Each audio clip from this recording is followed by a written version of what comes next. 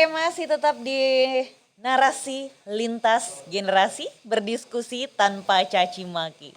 Nah, tadi ya kita sudah libur dengan satu lagu, tapi juga malam hari ini saya juga mau menginformasikan nih sama Mas Iko ya yang sedang terhubung dengan daring ya bahwa ada lukisan ya. Di sini ada pelukis nih Mas Ria di Serintil yang sedang melukis Mas Iko di sini. Oh, oke, iya. Boleh mungkin Wah, bisa menarik nih. dilihat gambarnya, iya, Seniman biar bisa. aktivis.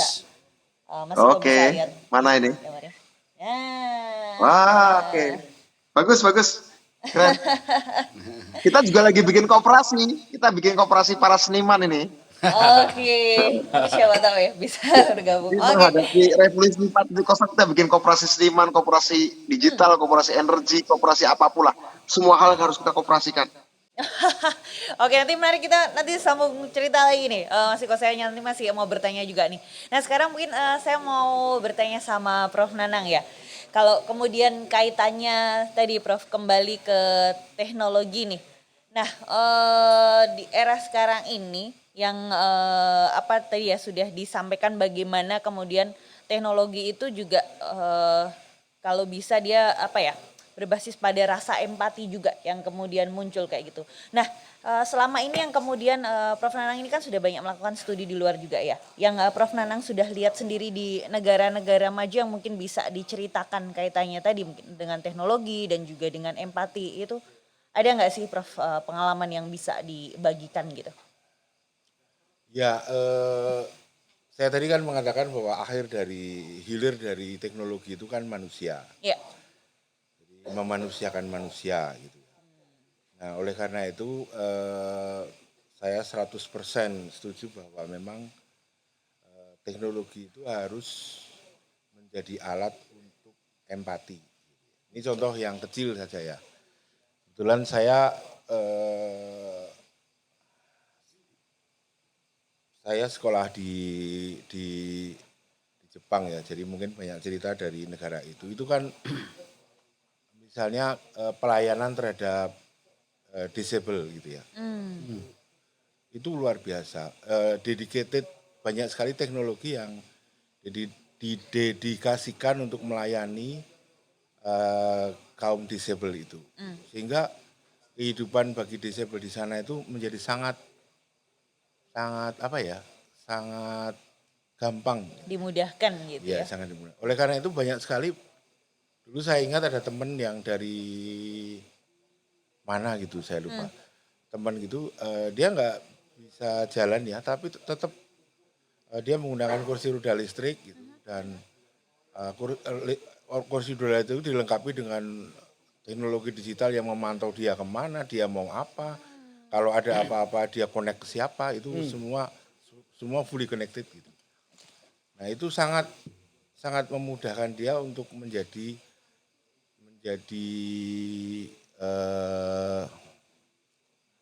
orang yang bisa mengoptimalkan potensinya. Oke, oke. Nah, kalau menurut Mas Hari sendiri gimana melihat soal ini kaitannya dengan teknologi dan kemudian tadi dengan empati? Ya, kalau lihat dari cerita Bung Budiman, kemudian yang di situ tadi menggambarkan betapa teknologi itu dekat juga dengan nilai-nilai kemanusiaan. Tergantung otak kita mau diarahkan kemana, ideologi apa di balik pemanfaatan teknologi. Satu. Dan Prof. Nanang juga menyebut bahwa pengalaman di Jepang itu mereka yang selama ini disable itu justru terbantu karena perkembangan teknologi. Nah di kita itu kadang-kadang memang memimpikan teknologi hanya sebagai pengguna, tetapi imajinasi besar tentang kemanusiaan, tentang keadilan, tentang daya jangkau, membela kelompok-kelompok yang selama ini termarginalisasi, itu sesuatu yang terpisah gitu. Nah, Budiman menurut saya yang tadi di awal bercerita bahwa desa sebagai arena untuk mengekspresikan teknologisasi itu, menghubungkan teknologi dengan ekonomi. Coba diuji nih dengan BUMDes-nya, dengan koperasi itu. Sebetulnya kalau orang berpikir tentang praktek keadilan, praktek tentang kesejahteraan, praktek tentang kemanusiaan, ya di situ. Nah, teknologi membantu mendekatkan keadilan Nah sama juga demokrasi. Kalau demokrasi ini mendekatkan orang untuk menjadi subjek mengambil keputusan, teknologi kalau ideologi kita adalah untuk tujuan kemanusiaan, maka harus kita lakukan. Satu itu. Catatan saya menurut saya menarik. Prof. Nanang juga menegaskan soal itu bahwa kalau mimpi kita pemanfaatan teknologi itu dilandasi oleh imajinasi besar untuk membela orang yang selama ini tereksklusi, memajukan dan kita tidak kalah dengan negara-negara lain. Nah, yang tadi sebetulnya nyambung, mimpi-mimpi besar, imajinasi itu harus ada. Nah, sayangnya seribu sayang, kadang-kadang yang begini-begini ini tidak terserap di dalam kerangka kebijakan. Jadi kadang-kadang kritik atau kritik, Jokowi itu punya ide gede. Sebagai presiden itu punya mimpi besar. Connecting di dalam relasi dengan konsep jalan tol itu apa, teknologi yang disebar kemana-mana itu apa. Tentang undang-undang desa yang mendelivery sistem baru dengan dana, dengan kewenangan. Sehingga orang-orang desa bisa bermimpi kayak gitu. Itu sebenarnya mimpi besar. Nah, membreakdown ini ke dalam supaya sistem ini jalan, itu seringkali memang harus di dalam tanda kutip ya, di repair harus direparasi itu di birokrasinya gitu. Oke. Nah saya kira memang anak muda ini harus berani ambil inisiatif ke sana. Kalau enggak nanti ya kita akan ketinggalan terus. Ya, Oke, saya setuju itu sama pendekatan desa itu ya Mbak. Ya. Karena pengalaman di beberapa negara itu memang ya kita tuh sebenarnya lumayan ya di event kita di desa, tapi kan kita di Asia Pasifik ini masih di center of economic growth gitu. Tapi ada kawasan-kawasan yang lebih pinggir dari desa kita. Itu ada orang yang sangat percaya bahwa talent itu sebetulnya distributed kok kemana-mana gitu.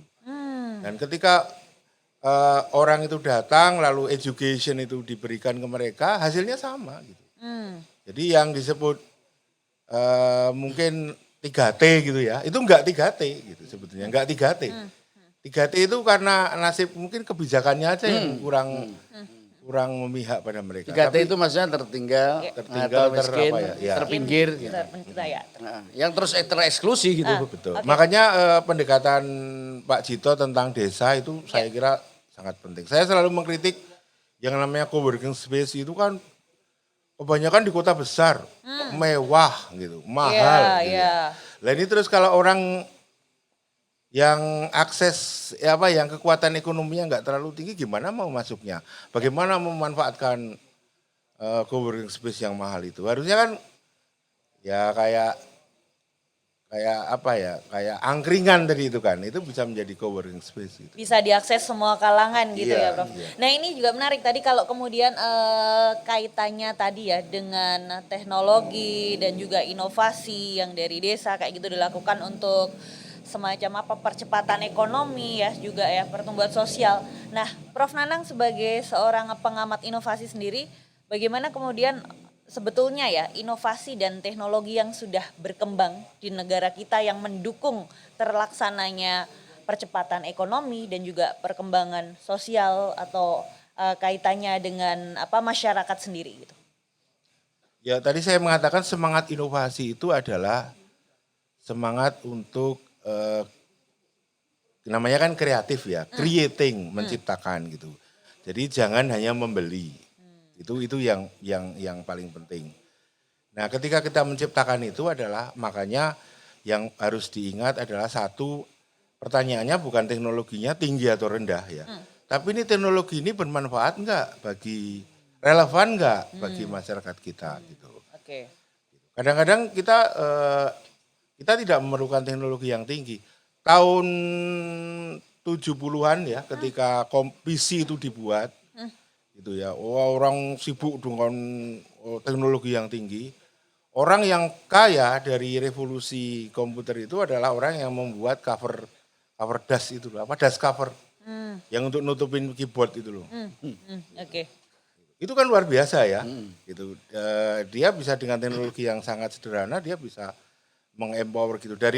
Dari uangnya itu dia bisa kemudian berinvest untuk teknologi yang lebih bagus. Oke. Nah, itu kan kreativitas ya. Itu kan keberanian meng-create sesuatu.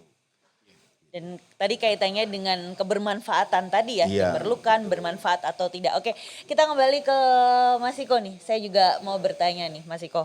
Jadi kalau sekarang ya disebutnya apa ya, era digital gitu. Sebetulnya sudah Mas Iko sendiri sebagai ketua inovator 4.0 gitu ya. Memiliki ada mimpi apa sih gitu Mas soal inovasi yang bisa dilakukan bangsa ini Mas di era digital Oke. sekarang ini? Mimpi saya adalah ketika tiap minggu atau minimal 2 minggu sekali atau sebulan sekali di Guardian, di Sydney Morning Herald, di New York Times, ada temuan orang-orang Indonesia yang diberitakan. Saya tiap hari ini atau tiap minggu ini sedih, jengkel, kesel, marah, apapun lah namanya, muram. Ketika saya di Galau. Twitter, ikut karena saya follow akun Guardian, Nature, macam-macam. Kok ya hanya orang Amerika, temuan dari Inggris, temuan dari Jerman, inovasi dari Israel, inovasi dari Cina, mungkin sesekali India. Terus Indonesia nggak ada tuh. Saya sejak ikut Twitter bisa dihitung kurang dari 1 tangan saya yang bisa masuk pada berita-berita tadi. Nah, kalau disebut mimpi, saya sih pengen kenapa saya dengan teman-teman kumpulin 300 orang Indonesia, anak-anak Indonesia yang ada jenis 3 jenis orang di inovator. Satu, those who want to make our society smart. Para sosiolog, psikolog, political scientist, pendidik, social entrepreneur kita kumpulin. Yang kedua, those who want to make our technological tools smart. Ahli komputer, ahli quantum computer, ahli machine learning, ahli drone, ahli blockchain kita kumpulin. Dan yang ketiga, those who want to make our biological bodies smart. Mereka yang membuat tubuh biologis kita smart, ahli neuroscience, ahli rekayasa genetik, kita kumpulin. Anak-anak Indonesia. Dari pengalaman itu saya melihat bahwa nggak susah cari orang pintar Indonesia. Nggak susah. Kita bikin inovator 1 bulan kumpul 211 orang, nggak susah. Yang nggak ada di Indonesia adalah ekosistem. Itu kerinduan orang itu kenapa mereka malas pulang ke Indonesia. Nah, saya janjikan sama mereka, oke, kami akan bangun ekosistem. Saya tawarkan ke desa. Anda tidak harus secara fisik pulang ke desa. Ada teman saya, orang Dolopo, Madiun. Bung Arin orang Madiun. Orang Dolopo. Dia tuh S3 di Oxford, Artificial Intelligence. Sekarang lagi postdoc di Jerman. Orang Dolopo, jangan najib. Nanti kita bangun BUMDes-BUMDes di Dolopo. Kamu menjadi pegawainya BUMDes bersama. Tapi kita dorong mereka menjadi BUMDes teknologi. Dengan keahlianmu sebagai artificial intelligence, kamu nggak usah pulang ke Indonesia, tapi kamu bagian dari usaha mereka, kamu menjadi agen perusahaan desa tetanggamu itu. Itu yang saya mimpikan. Nah, alhamdulillahnya kayak gini. Karena kita bikin kayak gini, terus ada orang nih punya tanah 800 hektar di Sukabumi, perkebunan sawit. Mas, kami punya visi sama dengan Mas Budiman. Ini kita ada tanah 800 hektar, silakan kembangkan jadi KEK Silicon Valley. Ya sudah.